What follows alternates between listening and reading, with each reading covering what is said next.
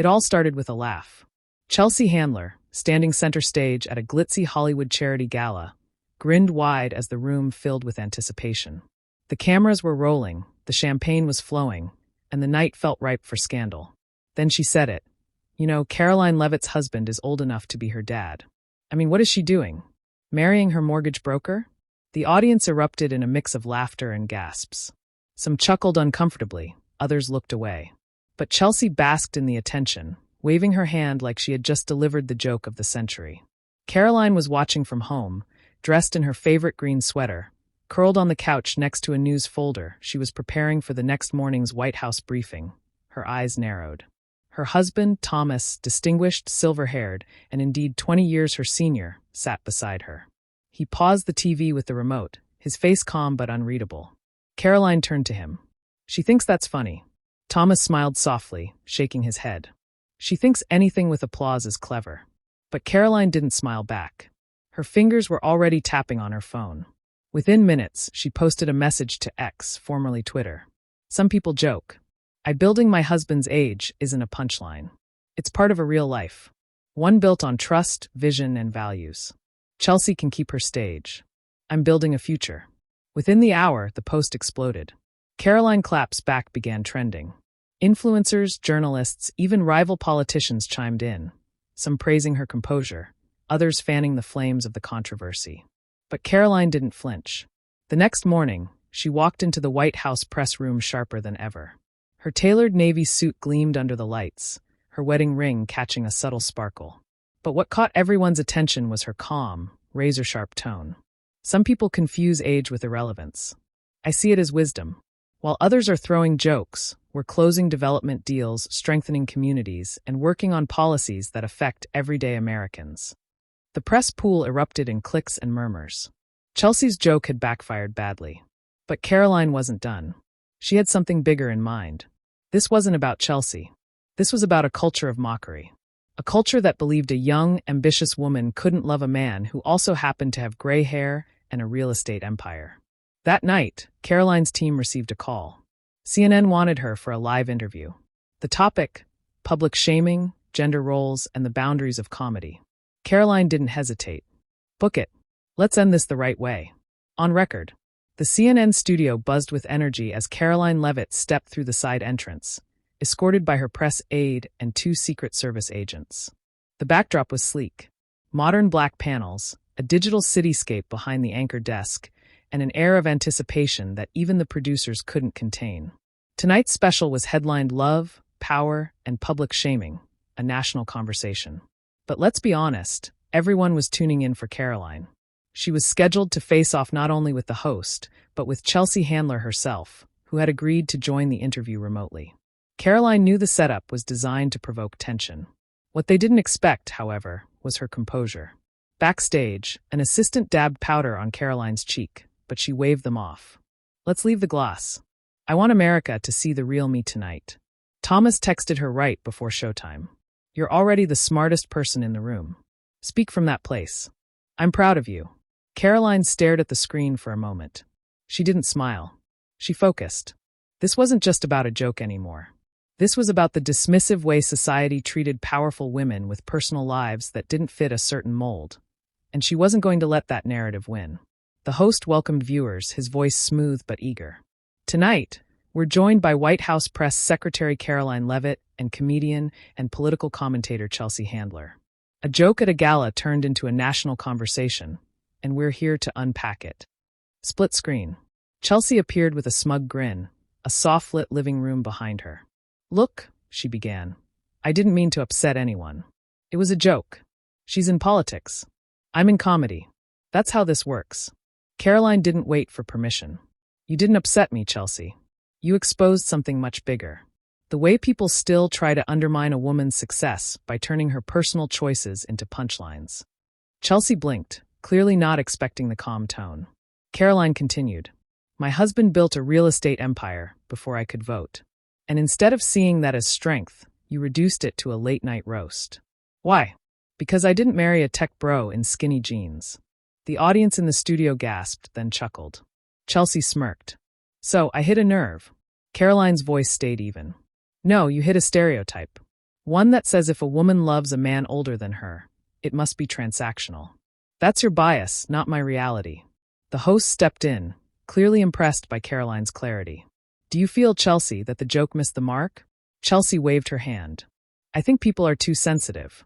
Karoline leaned slightly forward, her voice sharp, but never raised. Or maybe you're just used to laughing alone. The studio went quiet.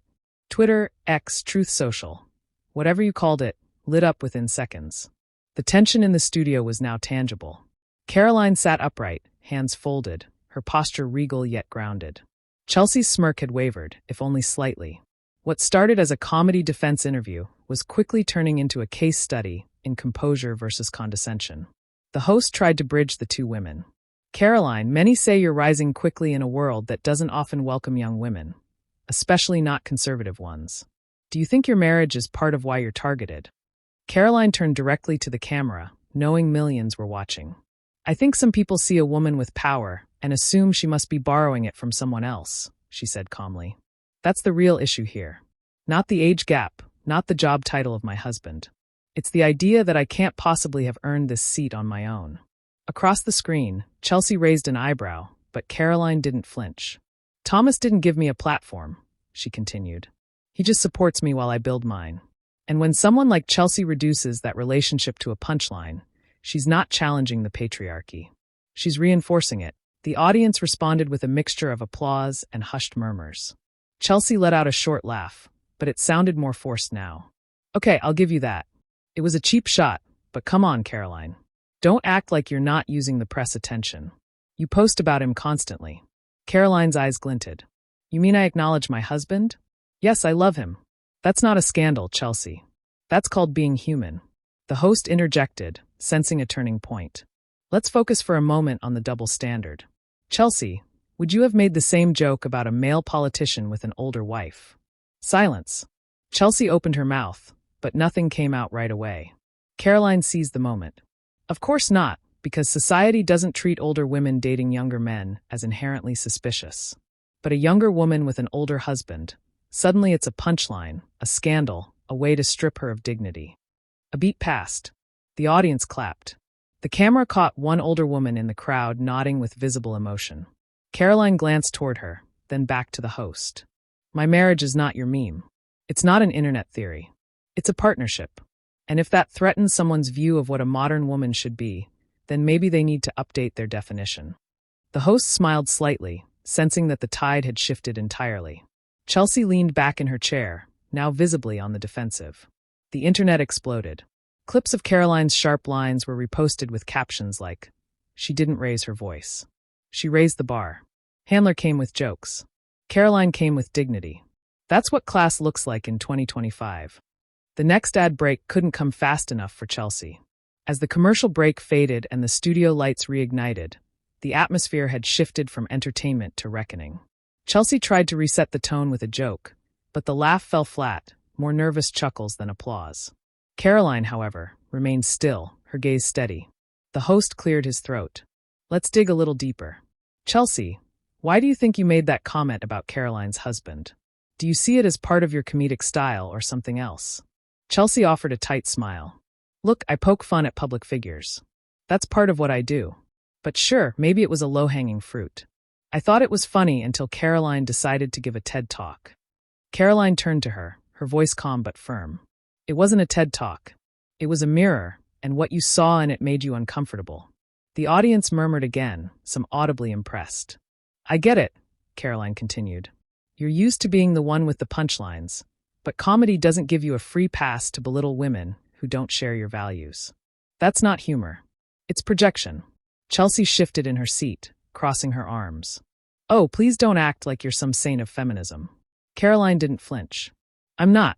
I'm a woman who's tired of being told that the only way to be strong is to be bitter, loud, and dismissive. That's not strength. That's unresolved anger. The host raised an eyebrow. Karoline leaned in, her tone still controlled. You want to know why I married a man older than me? Because he listens. He builds, not tears down. And in a world where so many women are told to settle for less, I chose a partner who believes in more. That's not weakness, Chelsea. That's wisdom. The crowd applauded again, louder this time. And while we're being honest, Karoline added, I don't think the issue is my marriage. I think the issue is that I didn't ask for your approval first. Chelsea's eyes narrowed, but she didn't reply. The host turned back to the camera. We're witnessing more than a debate. This is a real-time reset on how we talk about women, relationships, and power. Online, the reaction was immediate. Twitter lit up with hashtags like #CarolineSpeaks and #HandlerOutclassed. One viral post read, Karoline Levitt just gave the masterclass Chelsea Handler never signed up for. A journalist from The Atlantic posted, no shouting, no insults, just composure, clarity, and control. Karoline might be the most dangerous kind of opponent, one who doesn't need to raise her voice to win. Karoline had turned the narrative on its head. Not just defending herself, but exposing the subtle misogyny masked as progressive humor. She wasn't just surviving the moment. She was rewriting it. As the next segment began, the host shifted the focus. Let's zoom out for a moment. This isn't just about two women exchanging barbs. There's a deeper cultural conversation unfolding here. One that touches on age, marriage, ambition, and respect. Karoline, you've struck a nerve. Why do you think that is? Karoline didn't hesitate. Because the rules keep changing. Women are told to be independent, but also not intimidating. To succeed, but not too much. To marry, but only if the match looks like a Hollywood script. And when we step outside those bounds, we're ridiculed, especially by those who claim to stand for empowerment. Chelsea raised an eyebrow. You think I don't stand for empowerment? Karoline turned to her, voice calm but surgical. I think you stand for a version of it, one that excludes women like me. The silence in the studio was almost reverent. You say I married my husband for money or safety, Karoline continued. But he married me for the same reason I married him. Trust, respect, and vision. He's a builder, and I've always admired people who build. Because I come from a family that didn't have much. Chelsea tried to interrupt, but Karoline kept going, her tone now edged with emotion. My father was a mechanic. My mother worked 2 jobs. I wasn't born into the elite, Chelsea. I earned every step. And when I met someone who'd built his life from the ground up, I didn't see a sugar daddy. I saw a teammate. There was no applause yet, just a heavy stillness as her words hung in the air. And maybe that scares people more than anything, Karoline added. That a woman could choose love, purpose, and tradition without asking permission from a culture obsessed with rebellion for rebellion's sake. Chelsea shifted, finally speaking. That's rich coming from someone who's profited off politics. Karoline nodded slowly. And you've profited off comedy. We all build careers. But what are we building them on? Mockery or meaning? The host leaned forward, eyes wide. Ladies and gentlemen, this isn't just a debate anymore. This is a reckoning. Social media exploded. Commentators called the segment a culture war in real time. TikTok filled with clips of Karoline's speech. One video captioned, "This wasn't a takedown. This was a teaching." Reached 2 million views in 3 hours. Even celebrities weighed in. Conservative figures praised Karoline's composure, while some liberal influencers admitted Chelsea got caught playing shallow against someone who came with depth. By the end of the segment, one thing was clear. Karoline Levitt hadn't just defended her marriage. She had challenged the very lens through which America views relationships, ambition, and womanhood. And for the first time in a long time, Chelsea Handler didn't have a punchline. After the broadcast ended, the studio lights dimmed and applause slowly faded, but the tension clung to the air like smoke after a fire. Karoline stepped off the stage with poise, her heels clicking against the studio floor. Chelsea lingered behind, silent, seemingly caught off guard by the shift in audience sentiment. Backstage in the green room, things took another unexpected turn. One of the younger production assistants approached Karoline, her voice low and a bit shaky. "Miss Levitt, I just wanted to say thank you. My boyfriend's 12 years older than me, and I get weird looks all the time. What you said, it meant something." Karoline smiled gently, placing a hand on the girl's shoulder. "Don't let the noise drown out your own voice. You know your heart better than anyone." Behind them, Chelsea entered the room, flanked by her manager and a PR rep. The room stiffened. Karoline turned, ready for another jab, but Chelsea paused, her usual bravado muted. She looked at Karoline for a beat, then finally said, "You're good. I didn't expect that." Karoline simply nodded. "I didn't come to surprise you. I came to speak the truth." Chelsea's expression flickered. Half defiance, half something else. "You should be on late-night TV," she muttered almost to herself. "Funny," Karoline replied with a small smile. "I was just thinking the same about you." If only you'd let people speak before the punchline. The exchange was short but meaningful. For once, Chelsea didn't have a comeback. Instead, she walked past Karoline and out of the room without another word. Within minutes, a leaked clip from the green room, Karoline speaking to the production assistant, began circulating on social media. The public response was overwhelming. One viral tweet read, "Karoline just exposed the hypocrisy in the loudest way by staying calm." News outlets ran headlines like, "Karoline wins the culture clash. Handler's jokes fall flat against Levitt's reality. Real estate and real talk. Karoline Levitt's moment." Meanwhile, Karoline's husband, watching from their home in New Hampshire, texted her, "You didn't just defend us. You elevated us. Proud doesn't even cover it." Karoline stared at the message, her heart full. This wasn't just about Chelsea anymore. It was about every young woman who had ever been told she was too young, too ambitious, or too traditional. And Karoline had just shown them that with grace, grit, and truth, none of that matters. The following morning, Karoline woke up to a storm of notifications. Overnight, her words had become a cultural flashpoint on political shows, Twitter, and Instagram reels. One moment in particular was playing again and again, her looking straight at Chelsea Handler and calmly saying, "My husband didn't marry a joke. He married a fighter." The line had struck a nerve. Conservative commentators celebrated her takedown, but more surprisingly, even some apolitical voices had taken notice. A popular lifestyle influencer posted a TikTok saying, "I don't care what side you're on." That woman held her ground with class. Chelsea's team tried to contain the fallout. They issued a short tweet claiming it had all been satire and that people need to learn to laugh more. But the internet wasn't laughing. The tide had turned. The hashtag #NotTooYoung started trending, originating from Karoline's remark about age not defining worth. Thousands of women, especially those in age-gap relationships or working in male-dominated industries, shared their stories. One tweet read, "I'm 26. My husband is 40, and yes, he respects me more than any guy my age ever did. Thank you, Karoline." Karoline sat at her kitchen table sipping coffee, her husband across from her, scrolling through headlines. "Did you see this one?" he asked, reading aloud. "Karoline Levitt redefines grace under fire. Handler's ageism backfires." She raised an eyebrow. "Grace under fire? I like that." He leaned in half joking. "So, when's the book tour start?" Karoline laughed. "One war at a time." But deep down, she knew this wasn't just about clapping back at Chelsea. It had become something larger. A moment where she wasn't just defending herself or even her marriage, but representing a much broader resistance against dismissive labels, outdated expectations, and shallow media jabs. By noon, Fox News called. They wanted her on the angle.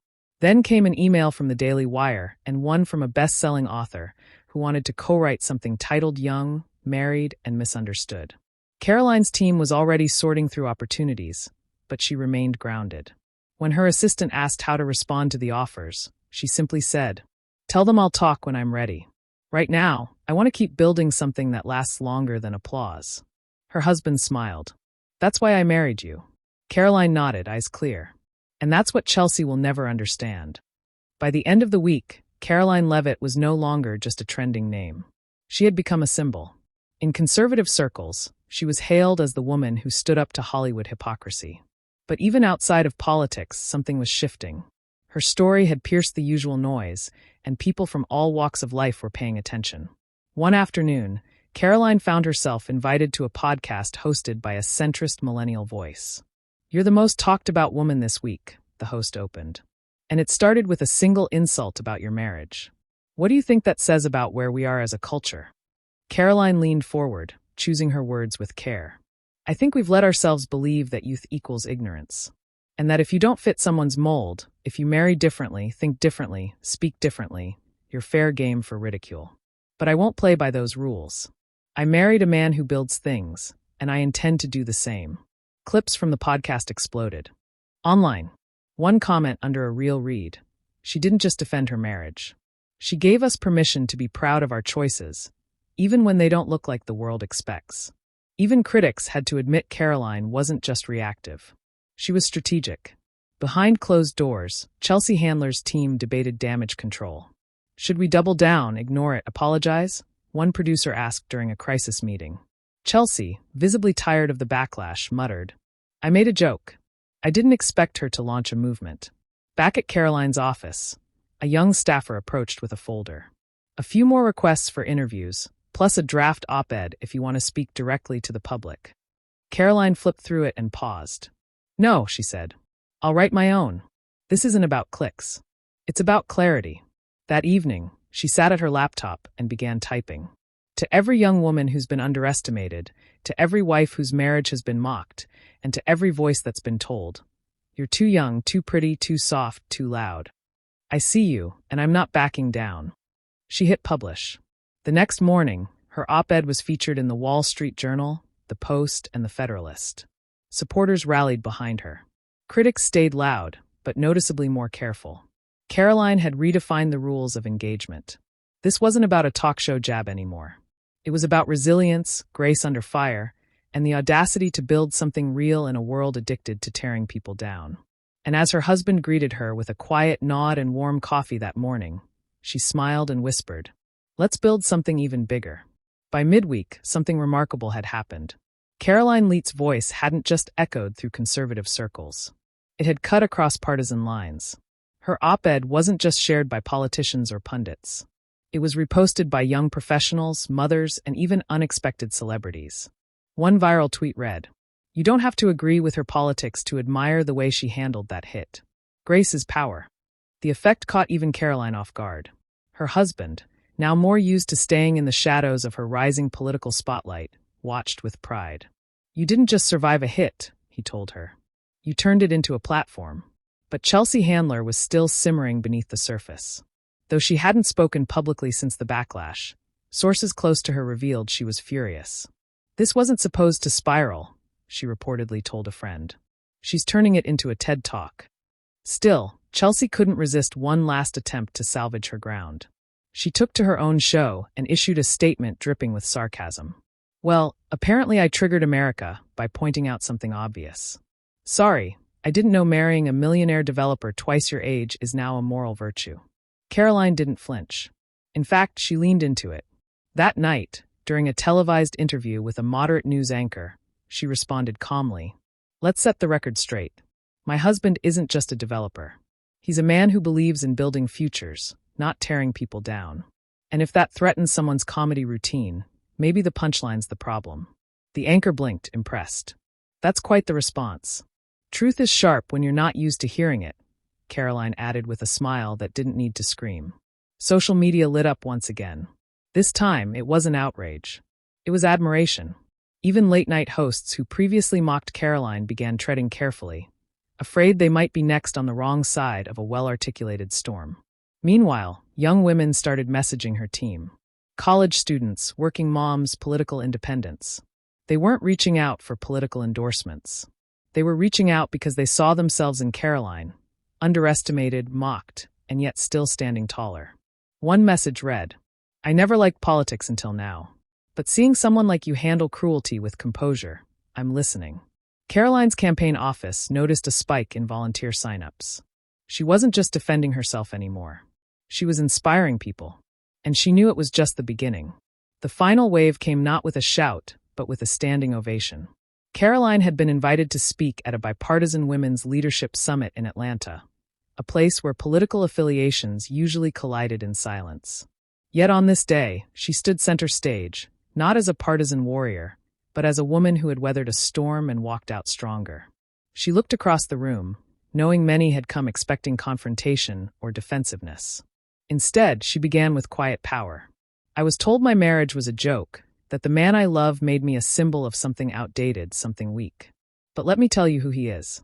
He's the man who believed in me before the headlines, who encouraged me to speak louder when the world wanted me quiet, and who stood beside me when others pointed and laughed."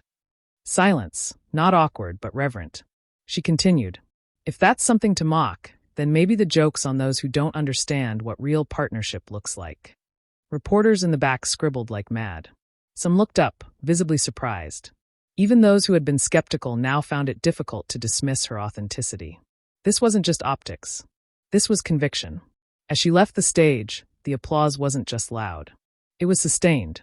Chelsea Handler didn't respond publicly again. Some say her team advised silence. Others suggest she simply realized there was no comeback. Her punchline had unraveled into a movement she hadn't intended to start. Karoline didn't gloat. She went back to work, policy meetings, local outreach, community panels. But something had shifted. She wasn't just another rising figure on the right anymore. She had crossed a cultural threshold, speaking to Americans across divides through clarity, through restraint, through strength. In one of her closing interviews, when asked what the incident with Chelsea had taught her, she smiled gently and replied, "When they underestimate you, when they reduce you to a joke, don't answer with anger. Answer with purpose. They won't know what to do with that." And that's exactly what she had done. From a mockery to a moment of influence, Karoline Leavitt didn't just survive the insult. She transformed it into a defining chapter. Thanks for watching Shoaib Buzzer Stories. Don't forget to subscribe for more powerful moments where words spark change and character conquers criticism.